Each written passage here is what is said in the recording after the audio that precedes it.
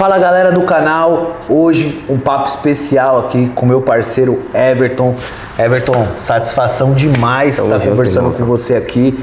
Já era uma conversa que há muito tempo eu gostaria de ter tido com você, mas devido à distância, à correria, né, um projeto que com certeza tá alegrando muito o meu coração, porque a gente se conheceu e você sempre falava pra mim: quando tiver a barbearia nova lá, a gente vai bater esse papo. Quando tiver a barbearia nova, a gente vai bater esse papo. E a gente tá aqui, galera, tendo a satisfação de estar na nova barbearia aí do grupo Evertons, né? Que é a barbearia BR Barbers.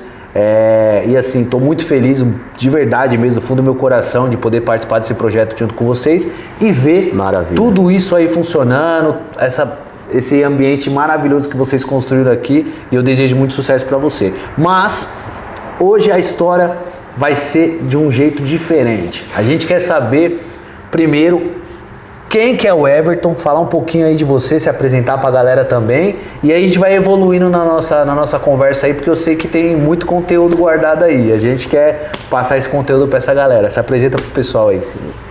Pessoal, então, eu sou o Everton. Hoje me considero um pequeno empreendedor, né? Um pequeno empresário aqui em Londres, na Inglaterra, aqui no Reino Unido. E hoje, como o Felipe falou, a gente está tendo o privilégio de gravar esse vídeo aqui em um novo espaço, em um espaço que eu posso dizer que foi algo que, assim, foi um sonho realizado, concretizado, que eu consegui alcançar ainda no ano de 2025. E, bom, nem sempre foi fácil, né? Assim como todo pequeno empresário, assim como todo grande empresário, a gente tem um início. Sim. E hoje, como eu disse, para mim, satisfação, um sonho realizado, um sonho alcançado, tá aqui dentro. E é isso, sou o Everton, esposo da Pamela, pai de 2 filhos, da Evelyn e do Pietro. Pietro desenroladíssimo, hein? Isso aí. Futuro, viu? Só para lembrar, grava esse nome. É um pai de família também. Hoje, graças a Deus, trabalho para uma igreja, sou pastor também, mas também empresário, microempreendedor. E é isso, vamos trocar essa ideia, bater esse papo. Show. No decorrer a gente vai se conhecendo mais. Vamos falar então lá desde o começo, tá? Depois a gente vai destrinchando aí toda a história, conhecendo mais sobre tanto sua parte profissional, parte pessoal, mas vamos começar do início. Da onde que você é? Conta um pouquinho da sua história, conta um pouquinho da onde que veio a profissão barbeiro, né? Que eu acredito que foi aonde você deve ter tido a sua primeira experiência profissional ali. Já tinha aquele desejo, aquela vontade de se tornar um barbeiro, ou foi alguma coisa assim, não, é necessidade? Porque tem gente que assim, a gente tem gente que fala assim, ó, quando eu crescer eu quero ser bombeiro, né? Quando eu crescer eu quero ser aquilo. Eu não sabia o que eu queria ser, eu quero saber de você. Então, Felipe, eu sou natural do Rio de Janeiro, uma cidade, na verdade, considerada, acredito que do interior do Rio de Janeiro. Na verdade, Baixada Fluminense, sou da cidade de Magé, ali de Santo Aleixo, estou lá em cima, no pé da Serra de Teresópolis. Fui nascido e criado ali no município de Santo Aleixo, cidade de Magé, carioca do Rio de Janeiro. E, enfim, tive uma infância, acredito que assim como todo, como eu disse, né, como todo empreendedor, empresário, geralmente às vezes tem. Não vim de berço de ouro, vim de uma família... Não é herdeiro, não? Não sou herdeiro, vim de uma família humilde. E aí você me perguntou como foi o início, se foi por necessidade. Na verdade, cara, eu acredito que não foi nem por necessidade. Porque assim, eu comecei a cortar cabelo muito novo. Comecei a cortar cabelo, acredito que com 14 para 15 anos. Caramba. E aí minha mãe trabalhava, minha mãe era professora, meu pai trabalhava na época na Petrobras. Embora assim, como eu disse, né, eu não vim de berço de ouro. Sim. Mas não foi por necessidade, porque eu tive pais ali que sempre trabalharam, batalharam e deram pra gente ali, dentro da medida, né? Todo o suporte. O suporte necessário. Mas a questão do cabelo, cara, foi uma coisa engraçada, porque eu tinha ali naquela época 2 primos meus que cortavam cabelo, o Alexandre e o Marcelo. E no Rio de Janeiro, cara, eu não sei se é assim nos outros estados, mas no Rio a galera tem muito esse negócio de cortar o cabelo na sexta-feira, né? Sim. E aí eu vim ali dessa pegada e eu lembro que no tempo antigo no Rio de Janeiro tinha muito a questão dos bailes, né? Sim. Tinha a questão do charme, tinha a questão do baile funk que ali naquela época... Que era um movimento que já vinha crescendo também. Era um movimento que ia crescendo. Eu lembro que tinha muitos bailes ali no Rio de Janeiro. E eu lembro que na sexta-feira, cara, a molecada sempre corria ali para casa dos meus primos, ou para casa do Marcelo, ou para casa do Alexandre para cortar cabelo. E eu era pequeno e eu tava sempre ali no meio porque os meus irmãos mais velhos também faziam parte desse movimento. Legal, a galera curtia ali os bailes de corredor, tinha, não sei se São Paulo tinha os bailes de corredor. No São Paulo não chegou a ter baile, assim, não chegou a, eu acho que entrar na pegada do baile de corredor. Mas o baile de corredor, eu já andei dando uma pesquisada, os caras saíram na Bahia, como se fosse na Bahia lá no carnaval. Galera, pra quem não sabe, o baile de corredor, que o Everton tá falando aqui, era uma galera que se juntava assim, vou dar um exemplo, lado A, sim, lado B, e o pau quebrava ali, eles saíam na mão, brigavam e tal, e era tipo assim, é como se fosse no carnaval, né? Sim. Mas vamos lá. E aí tinha esse baile na época, eu lembro que tinha as etapas ali das bolas, os caras iam pros festivais, então a casa dos meus primos ficava muito lotada, os caras iam pra lá cortar cabelo, pintar cabelo. E na época, eu costumo dizer que era fácil até de cortar cabelo, porque não tinha os cortes de cabelo que tem hoje, né? Ah, era só Zé Corubu naquela época. Era só Zé Corubu, tinha um corte cuia. Pouco disfarce, né? A galera que é da antiga, que começou a cortar cabelo na antiga, sabe que o corte era um corte cuia, não tinha esse papo colocava a cunha e... os caras que eram mais brabos eram os caras que sabiam fazer a cuia certinha e o pé quadradinho na frente. Os caras sempre pintavam cabelo de louro e eu tava ali. E eu lembro que um dia minha mãe pediu pra gente ir pra lá pra cortar cabelo e a casa do meu primo Alexandre tava lotada, os caras lá cortando cabelo, pintando os caras mais velhos. Sim. E eu lembro que meu primo, assim, pra zoar, né, mano, com os caras ali, nós era um moleque novo, ele raspou nossa cabeça toda. Passou a máquina na nossa cabeça, na minha e do meu irmão. Sim. E a gente, voltou pra casa daquele jeito, né, chorando. Minha mãe ficou muito irada com aquilo. E os caras zoando, mais velhos, rindo. Aí minha mãe falou assim, cara, ó, a partir de hoje vocês não vão mais lá cortar cabelo não, eu vou comprar uma máquina e eu vou cortar o cabelo de vocês. Ah, olha aí, ó. Teve um início, aí minha mãe comprou uma máquina e hoje, cara, a máquina que minha mãe me deu, hoje ela é uma das máquinas muito respeitadas, que é a máquina da Gama. Sim. Minha mãe comprou uma máquina muito boa da Gama, só que eu aprendi, cara, que quem se antecipa governa, né, cara? Eu pensei assim, antes da minha mãe cortar meu cabelo, que eu já sei que vai ficar muito ruim, talvez até pior do que o que o meu primo fez, de ter raspado, mano, eu vou passar a mão nessa máquina, eu já ficava no meio dos caras lá. E eu vou cortar meu cabelo por conta própria, mano. Ah, então você começou cortando o seu próprio cabelo? Meu. Pô, galera, eu imagino assim a dificuldade que é, por exemplo, se você me dá uma ferramenta ali, uma máquina, uma tesoura, eu não vou conseguir fazer muita coisa, embora eu seja vidrado ali, eu gosto de ver se o corte ficou legal ou não, gosto de avaliar e tudo mais, mas não tenho a habilidade com certeza que o barbeiro tem, né? Sim. Você, o nosso barbeiro Agassi também que tá ali, ó, dando um suporte pra gente aqui. Mas eu imagino a dificuldade que é você cortar, porque às vezes eu olho no espelho, às vezes vou fazer a barba e já não acerta, imagina como que era essa dificuldade, né? Então eu comecei assim, comecei cortando meu cabelo, pegava, como você falou, né? Pegava o espelho, aí raspava tudo e tal. Aí depois eu já fui me desafiando, vou tentar fazer uma cuia. Aí fazia, ficava torto e tal. Só que, cara, na prática, porque quem corta cabelo sabe, cara, você pode fazer um curso, você pode, sei lá, cara, dar uma olhada na internet aí, mas se você não praticar, porque cabelo é prática, mano. Tem que praticar e a prática vai te levar à perfeição. Então eu comecei a cortar o meu e aí errava, os caras zoavam, ia jogar bola, os caras, quem fez isso aí e tal, mas eu ia fazendo até um dia que eu acertei, chegou um dia que eu acertei. E quando que virou business pra você, por exemplo, assim, nessa época você cortava ali, mas o dinheiro ainda não entrava, né? Quando que foi a primeira vez que você pensou assim, dá pra eu ganhar um dinheiro com isso, eu vou começar a cobrar? Não entrava e, como eu falei, comecei no meu, só que eu era o filho mais novo da minha mãe, tinha 3 irmãos mais velhos do que eu. E aí o que começou a acontecer? Como eles iam na casa do meu primo, tava muito cheio, meus irmãos começaram a pedir pra mim cortar o deles. Aí eu já comecei a ganhar ali, né? Eu não posso dizer que eram os primeiros clientes, mas os primeiros cobaias, né? Cobaia, exatamente. Aí eu comecei a cortar os cabelos dos meus irmãos e tal. E aí com isso também depois meus primos foram trabalhar e boa parte dos meninos que cortavam com eles, ou da galera da minha comunidade ali, começou a me procurar para cortar o cabelo deles. Então ali eu já tipo assim, já falei, mano, agora eu vou fazer o que meus primos faziam também. Aí já cobrava na época 7, pô, só queria o do hambúrguer, né? Lógico. Uns 7, uns 5, uns 10, aí fazer o pezinho, pô, mano, é 5. Era pra garantir a pipa, a tubaína. Exatamente. E aí depois também eu fui pro quartel, cara, no quartel também eu cortava o meu próprio cabelo, que no quartel tu tinha que pagar na época. Então eu cortava o meu, aí às vezes já cortava de um amigo que pedia, aí também já salvava também alguma coisa da passagem, que a gente ganhava pouco.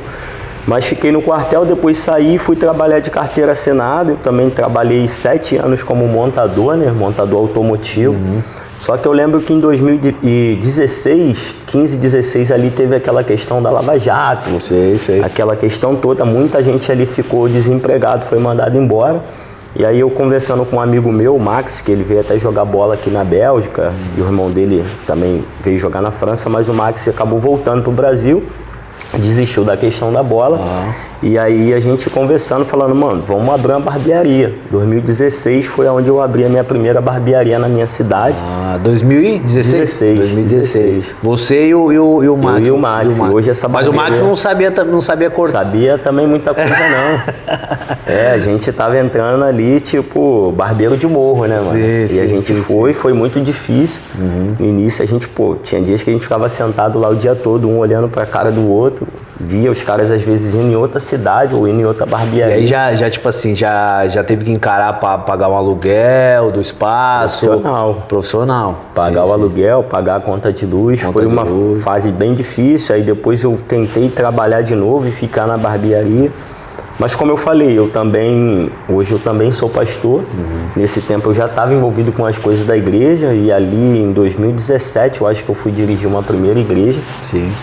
Que é desse ministério que eu faço parte hoje, do Ministério Palavra Genuína, e fiquei na barbearia, na igreja, e enfim, aí depois eu saí da barbearia no Brasil e fiquei só na questão da igreja. E até é importante falar que dessa igreja do Brasil, né, que eu ainda faço parte, hoje sou um dos pastores auxiliares, que é o Ministério Palavra Genuína, surgiu o convite para vir para Londres em 2020. Calma, que a gente vai chegar nessa parte aí. Então assim, só para resumir, a vida de empreendedor lá no Rio de Janeiro, ela não veio, claro, de uma necessidade, mas veio ali justamente de um como eu posso dizer, de um carinho da sua mãe ali, né, da sua coroa, que quis te presentear de alguma forma porque você estava sendo zoado. Então ela falou assim, calma aí que eu vou cortar o cabelo do meu filho agora, que não tá dando muito certo lá cortar com os primos não. Cara, eu quero dizer que foi o melhor presente que minha mãe já me deu, foi a máquina. A máquina de cortar cabelo foi o melhor presente que ela me deu, porque naquele tempo, todo mundo queria ter não deve ser da tua época, né? Queria ter um Master System, Mega Drive. Eu sou de 92. A galera queria ter um Atari, um Mega Drive, depois um PS1. Sei como que é. Mas minha mãe me deu uma máquina de cortar cabelo e hoje eu posso dizer que eu vivo disso, né, cara? Minha família hoje é sustentada com isso. Gratidão à minha mãe, eu perdi minha mãe agora em outubro, né, de 2025, mas tive o privilégio de estar com ela nos últimos dias de vida dela e eu falo disso no final. Claro. Então vou fazer o agradecimento no final. Então vamos lá. Então, beleza, começou ali como empreendedor ali no Brasil, começou também a se envolver na igreja, né? Virou pastor já no Brasil, você já era pastor então no caso? Não, na verdade no Brasil eu trabalhava comecei ali como auxiliar de trabalho, depois diaconato, presbitério. No Brasil eu dirigi a igreja como presbítero, vim para Londres, aqui em Londres eu fui depois consagrado a pastor. Então vamos falar agora sobre Londres, galera, porque ele tem uma história assim de superação incrível aqui em Londres, né? Como eu acho acredito que a grande maioria, na verdade, né? Acho que todo imigrante quando chega aqui, 99% dos imigrantes que vêm para cá vêm com uma bagagem ali de sonhos, né? De esperança, de poder viver melhor, de poder cuidar da família, de dar um futuro diferente para sua família, né? E a maioria das vezes a gente acaba se encontrando com situações que a gente às vezes não passou antes na nossa vida, e isso acaba desanimando muitas pessoas que vão embora. Então, toda a história igual a sua, que vai ser contada agora, eu acredito que tem que ser uma história que a gente tem que disseminar o máximo possível para o máximo de pessoas, para que as pessoas entendam que existe o sofrimento, existe ali, claro, o perrengue que a gente fala, mas também existe o sucesso, né? E só depende de você. Então, pega essa visão, escuta essa história aqui, porque vai agregar muito aí. E como que foi a chegada em Londres aí? O que você encontrou em Londres? Qual foi a maior dificuldade? Conta pra gente. Cara, eu vou te falar uma coisa que eu ouço a minha esposa falar algumas vezes. Ela fala o seguinte: quando a gente veio eu, a minha esposa Pamela e a minha filha Evelyn, tinha 6 anos. E ela fala até hoje, ela fala assim, se naquele tempo você tivesse vindo pra cá sozinho, porque o projeto era esse, eu viria sozinho e depois eu traria ela e minha filha. E ela fala, se você tivesse vindo sozinho, você teria voltado logo nos primeiros meses. Sim. Sabe? Então, assim, vir com a minha família pra cá foi muito importante pra mim, porque como você falou, cara, o início aqui em Londres, ele massacra. Foi bem difícil.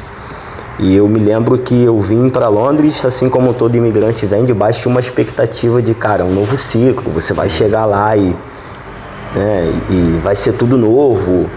Pô, cara... Vou ganhar em Libra. E tal, o peso da moeda, 7 vezes mais, o iPhone, né, cai do céu.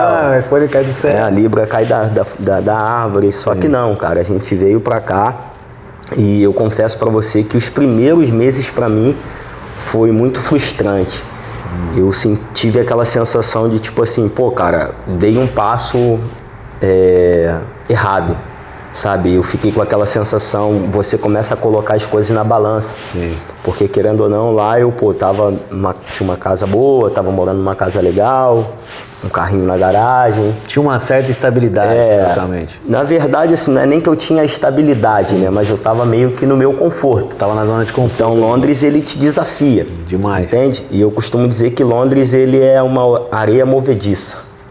Né? Aqui em Londres, ou você anda, na verdade, ou você corre, ou essa terra te engole. Isso mesmo. Aqui não dá para ficar parado. Então, foi assim, foi sair da minha zona de conforto, vim para cá. E como eu disse, o início foi muito complicado, até porque quando eu cheguei aqui em 2020, cheguei em fevereiro de 2020, 2 meses depois da pandemia. 2 meses depois pandemia, lockdown, tudo fechado. Ninguém sabia do que ia acontecer no mundo. Ninguém sabia do que ia acontecer no mundo. Então, assim, foi difícil. Porém, cara, eu, assim, vou falar agora com base na fé que eu tenho. Lógico, claro. No Deus que eu sirvo. Eu acredito, cara, que Deus, ele tem o poder de nos abençoar em meio a cenários desfavoráveis. E a pandemia foi um cenário desfavorável para muita gente, mas também foi um cenário que Deus assim usou para dar o start no meu negócio aqui em Londres. Porque tudo fechado, lockdown, fechou tudo, inclusive as barbearias. Sim. Então, quando eu cheguei aqui, cara, a galera queria cortar cabelo. Eu não tinha... não trouxe máquina, não trouxe nada. Assim. E como eu vim para uma questão de igreja, a galera da igreja, o cabelo cresceu. O cabelo vai crescendo. Exatamente. E aí eu lembro que alguém soprou meu nome, o pastor Marcos, na época, foi quem me trouxe para cá. Sim. Depois vou falar dele também. Ele falou, pô, cara, tu cortava cabelo no Brasil e tal, pô, tenta aqui, vamos cortar cabelo. Falei, pô, não trouxe nada. Então eu lembro que o Brendo e o Igor, né, compraram máquinas ali, compraram uma máquina para mim, compraram os negócios. E eu comecei a cortar cabelo aqui em Londres, na casa do pastor Marcos, numa garagem. Ele até falou isso aqui no dia da inauguração. Ele me emprestou a garagem da casa dele, porque eu estava morando com ele, ele me trouxe. E comecei a cortar o cabelo da galera ali e ir pra cima, cara. Então, assim, comecei a granjear uns clientes aqui, outros ali, o nome foi soprando e tal.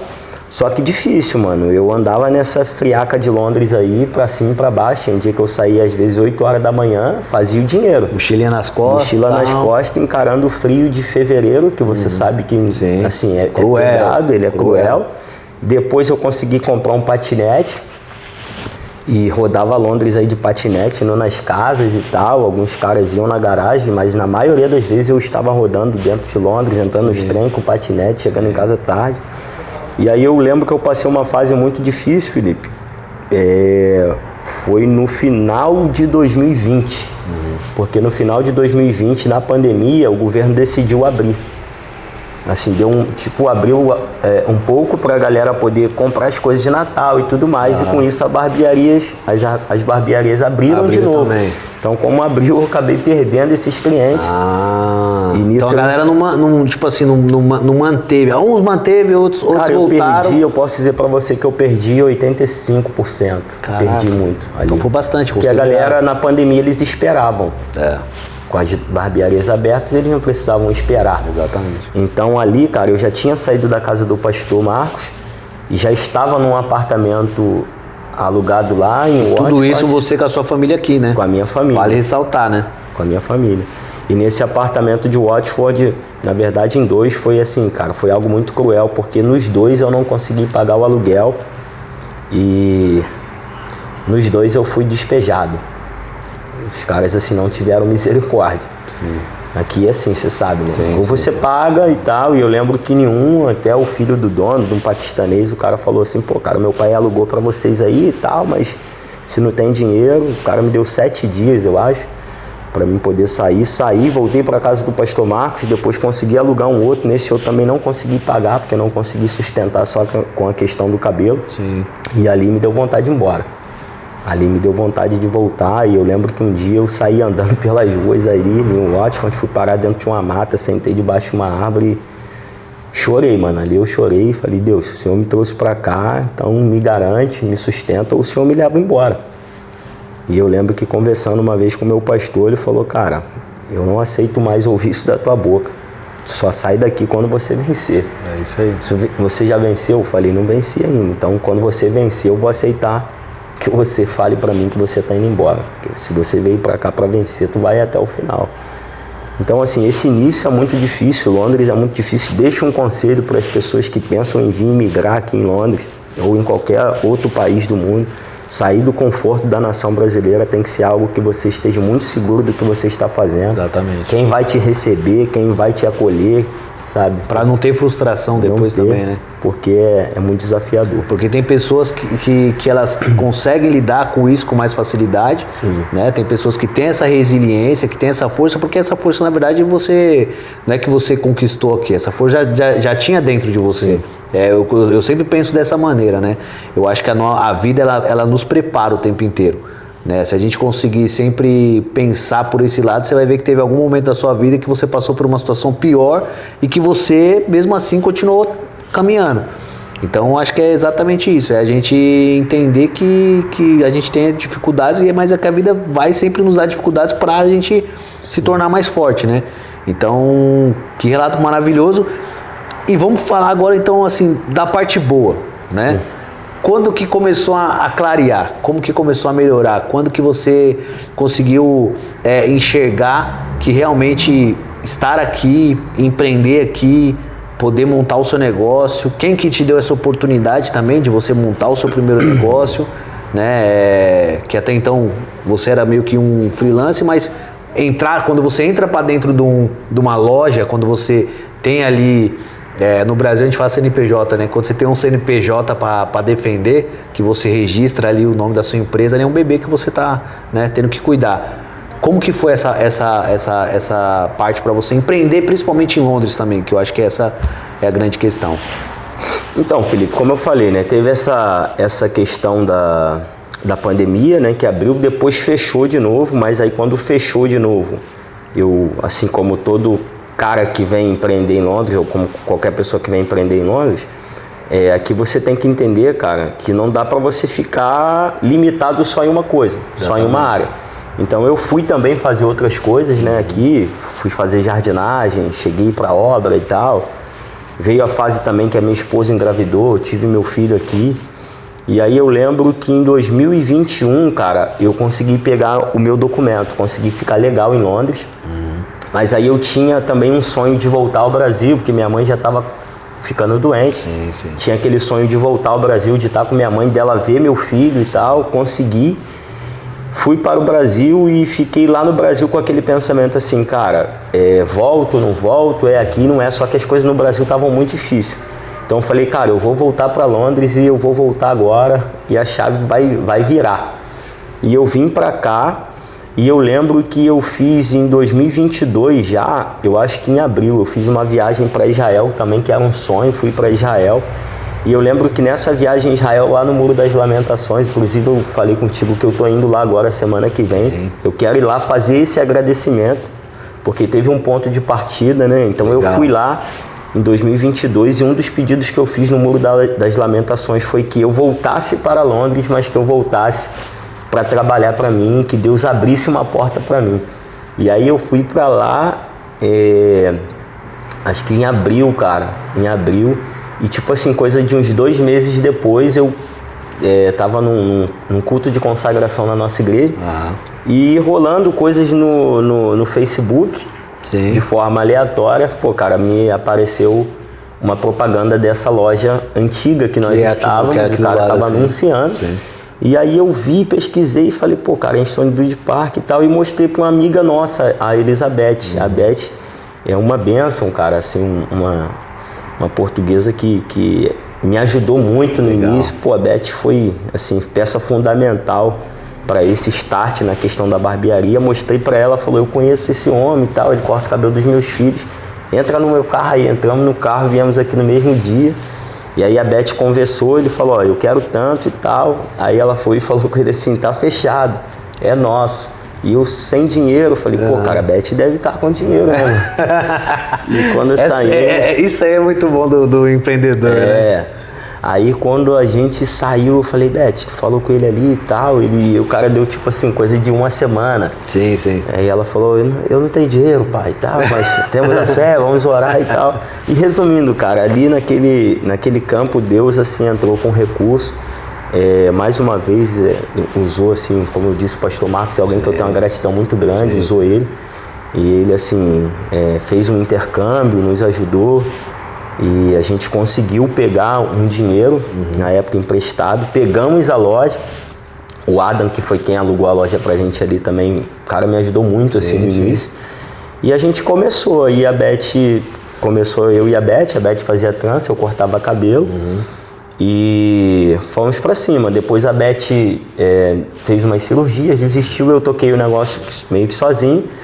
E aí, cara, nós já estávamos, 2022, em dezembro de 2022 chegou o Fernando. Sim. O Fernando chegou para trabalhar com a gente, eu não conhecia. Quem não conhece, quem conhece, figuraça. O Fernando chegou ali, agarrou comigo. Antes do Fernando, na verdade, veio o Diego, mas o Fernando ficou comigo mesmo ali, fixo. Sim. Também, assim, passou um perrengue comigo, porque no início da loja ali foi muito difícil, muito Fernando, difícil. Fechamento demais com você também, fechamento. Né? Fernando começou trabalhando comigo ali, eu lembro que ele falava assim, eu só quero estar aqui, só me ajuda, tipo assim, pagar meu aluguel e tal. Sim. Isso aqui vale a pena falar, né? Porque às vezes hoje os caras chegam, vê uma loja desse tamanho, vê a loja grande, e eles querem entrar aqui já, tipo assim, mano, eu quero ganhar muito. Então o Fernando tá aqui trabalhando até hoje, então eu falo isso com o Fernando, falo isso com o Agassi. Essa semana eu tive uma conversa com o Agassi falando isso, que, cara, eu costumo priorizar muito a questão da fila, né? Sim, claro. Tipo assim, valorizar as pessoas que estavam comigo quando eu... Com certeza. Quando eu comecei, Com que certeza. passaram um processo comigo. Com certeza. Então, se hoje alguém tiver que subir comigo, que suba quem estava comigo quando eu estava embaixo. Quem estava na labuta com você é quem você tem que valorizar. Que é o que a gente estava conversando fora da câmera, que você falou muito sobre gratidão, né? Sim. Ser grato a pessoas e tal. Qual que é o seu pensamento em relação à gratidão? O que a gratidão representa para você? Pô, cara, gratidão, falar de gratidão no século presente, assim, cara, é um negócio bem complicado, porque a gente está vivendo um século muito capitalista, né? Onde as pessoas, elas focam muito naquilo que você tem, não naquilo que você é.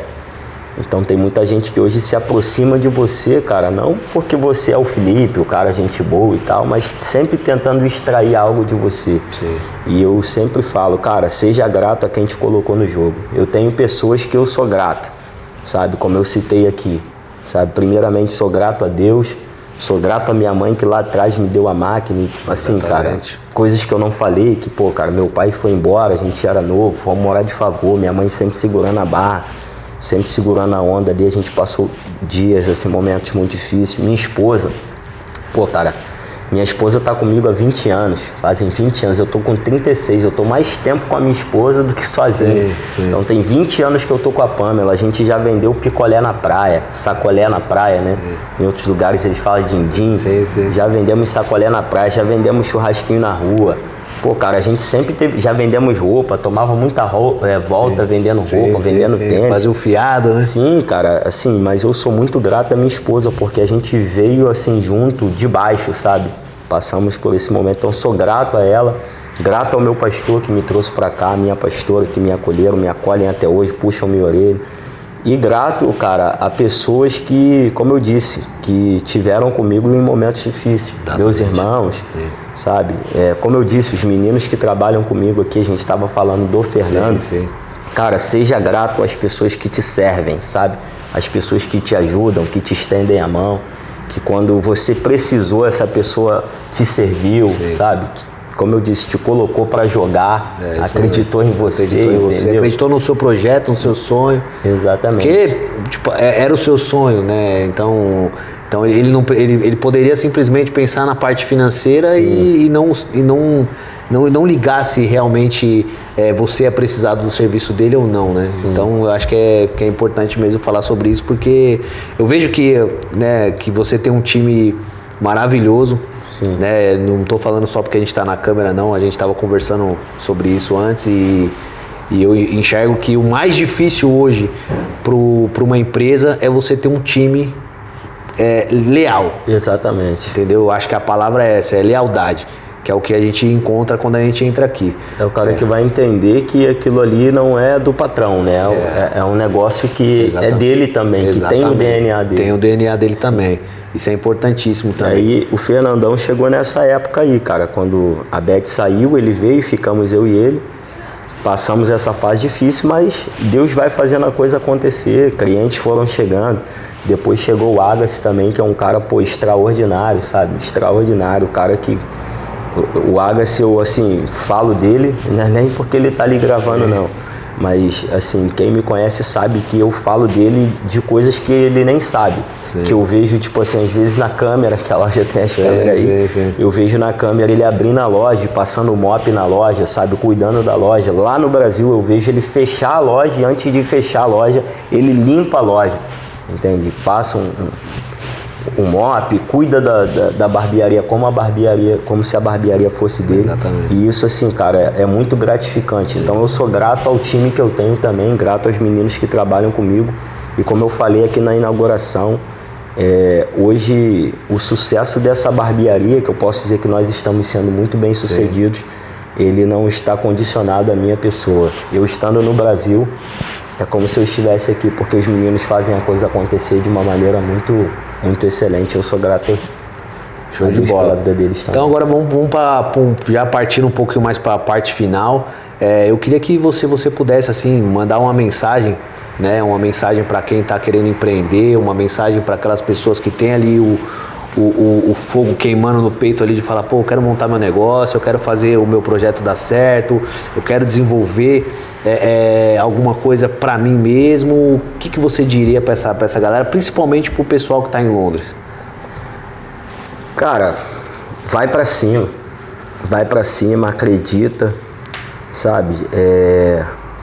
Tem uma passagem, posso usar uma passagem bíblica? Claro, com certeza. Passagem bíblica, Mateus capítulo 9, se não me falha a memória, versículo 21 ali, conta a história de uma mulher que tinha um fluxo de sangue.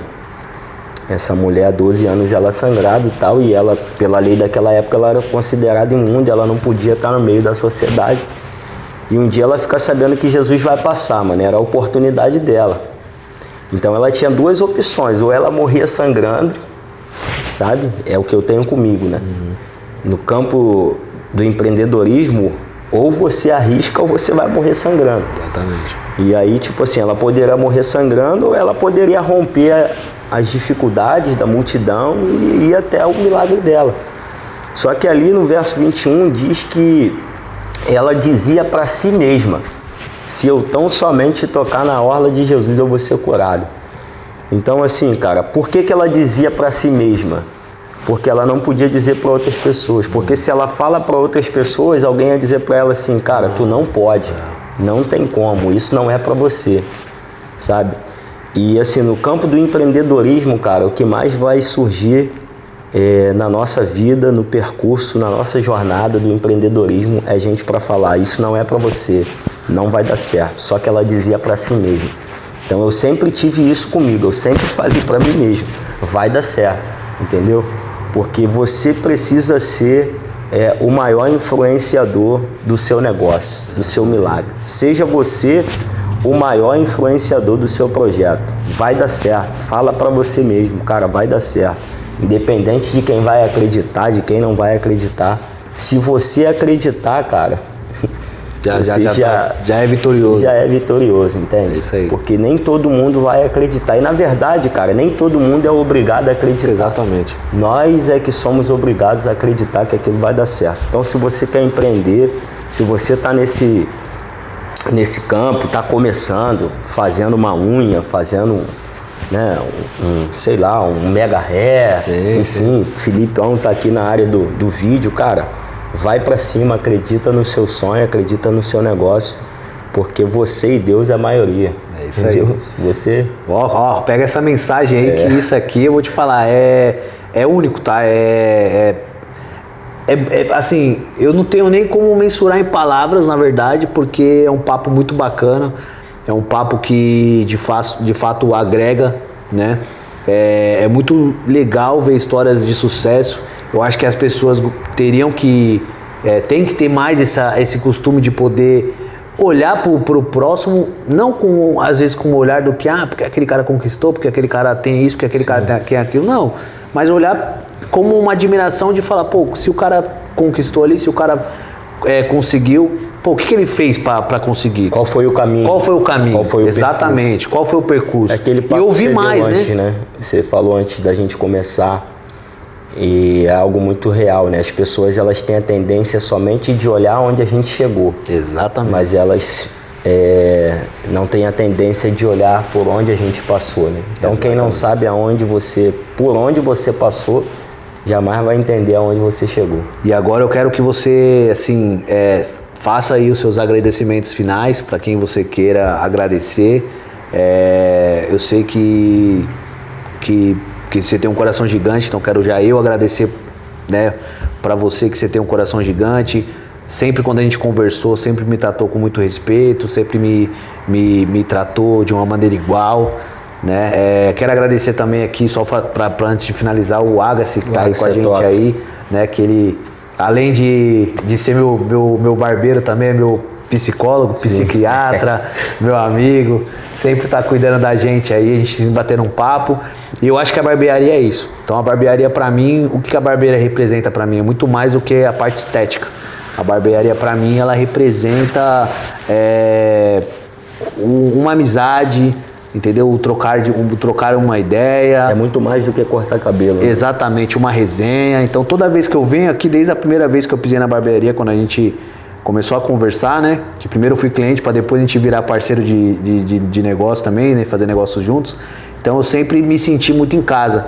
E eu sempre pensava assim, por que eu não atravessei antes a rua, porque eu moro do outro lado da rua, para vir aqui. Mas Deus faz as coisas da maneira que tem que ser. Então faz os seus agradecimentos finais aí pra gente finalizar o nosso vídeo. Amém. Filipão, eu agradeço, cara. Como eu disse, primeiramente eu agradeço a Deus. Cara, pra mim Deus ele tá acima de tudo, e sem Deus a gente não consegue nada. Jesus disse em João capítulo 15, verso 5, ele disse assim, porque sem mim nada podeis fazer. Cara, sem Deus, sem Jesus, nem tente. E como eu disse, agradeço a minha mãe. Minha mãe foi assim, cara, foi e continua sendo para mim uma das mulheres mais incríveis que nos piores momentos da minha vida teve do meu lado. A minha esposa, e assim, a minha esposa, na verdade, eu estou com a minha esposa até mesmo por causa de uma pressão da minha mãe, que na época a gente foi morar assim, muito novo junto, e aí a minha esposa acabou aí se envolvendo comigo. Minha mãe falou, se você foi homem de, né, tocar na filha dos outros, então tu vai ser homem de assumir a filha dos outros. Então a gente foi morar muito novo junto, passamos por muitos momentos de dificuldade, de adversidade, às vezes passamos ainda, mas a gente é muito fechado. Minha esposa é minha melhor amiga, cara, minha parceira. Agradeço assim a ela de coração, meus filhos, que eu amo muito. Sim. Meus pastores, para mim, são meus pais espirituais. Como eu disse, gratidão a quem te colocou no jogo. Hoje, tudo que eu tenho abaixo de Deus, depois da minha mãe e da minha esposa, eu devo ao pastor Marcos, pastora Diná, mediando os Reis Oliveira, ao Ministério Palavra Genuína, sabe? Estou em Londres hoje por causa do Ministério Palavra Genuína. Sou alguém melhor, um pai melhor, um homem melhor, um esposo melhor, um bom, assim, sabe, como eu disse aqui, um bom empreendedor, né? Sim. Porque aprendi coisas ali com princípios na Palavra de Deus, no Ministério Palavra Genuína. Então sou grato ao Ministério Palavra Genuína. Documento que eu tenho, minha vida em Londres, sabe, tá baseada no Ministério Palavra Genuína. Como eu disse, meus irmãos, sou grato, minha família em geral. E a equipe que está comigo aí, a galera que trabalha comigo. Tenho bons amigos. Sim. Filipão, hoje eu posso dizer que é um camarada também que está no meu coração. Tem uma galera boa, assim, não dá para falar o nome de todo mundo, mas sou grato às pessoas que me cercam e que me permitem fazer parte da vida delas. Show de bola. Gratidão. Papo sensacional com meu parceiro Everton.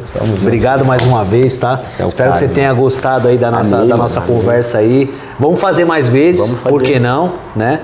E assim, galera, só desejo para vocês também aí muito sucesso, prosperidade, tudo de bom. Não se esquece aí de já se inscrever no canal, de dar um like, de compartilhar esse vídeo. Tudo que é bom tem que ser compartilhado, não se esqueça, hein? Tudo que é bom tem que ser compartilhado. E essa história aqui é uma história de superação, uma história de garra, determinação, força de vontade. Então, assim, é isso. Não tem muito mais o que falar. Segue a barbearia lá também, segue a gente. E segue a barbearia. Pô, lógico, eu vou deixar o arroba aqui, ó. O arroba já tá aparecendo aqui.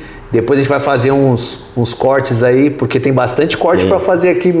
O cara aqui falou de um jeito que, meu Deus do céu, hein? E é isso. Tamo junto e até o próximo vídeo. Bora, pra cima. Pra cima. Filipão.